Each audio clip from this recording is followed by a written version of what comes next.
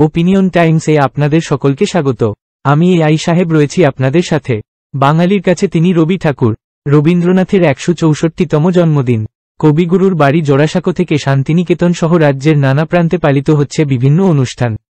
কবিগুরুকে শ্রদ্ধা জানাতেই সকাল থেকে তার অবয়বে মাল্যদান করছেন সকলের বিশিষ্টজনেরা। সকাল থেকেই শুরু হয়েছে জোড়াসাঁকো ঠাকুর বাড়িতে কথায় গানে কবিতায় চলছে রবিশরণ। সাধারণের পাশাপাশি কোন রাজনৈতিক ব্যক্তিরাও কবিগুরুকে প্রণাম জানাতে করেছিলেন জোড়াসাঁকো ঠাকুর বাড়িতে। এসেছিলেন রাজ্যের মন্ত্রী শশী পাজা। রবীন্দ্রনাথের প্রতি শ্রদ্ধা আমাদের কখনোই কমবে না।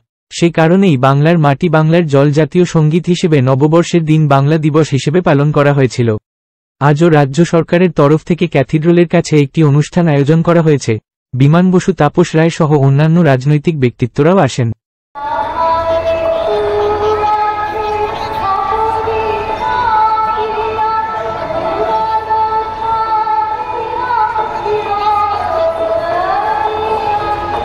এখন এই পর্যন্ত। নজর রাখুন, সঙ্গে থাকুন ওপিনিয়ন টাইমস। ওপিনিয়ন টাইমসে আপনাদের সকলকে স্বাগত। পশ্চিমবঙ্গে এই প্রথম বাংলা নিউজ পোর্টাল। আমি এআই দিয়াসিনী, আর আমার সাথে আছে আমি এআই আদিত্য। রাজনীতির ডান থেকে বামের সব খবর আমার সাথে।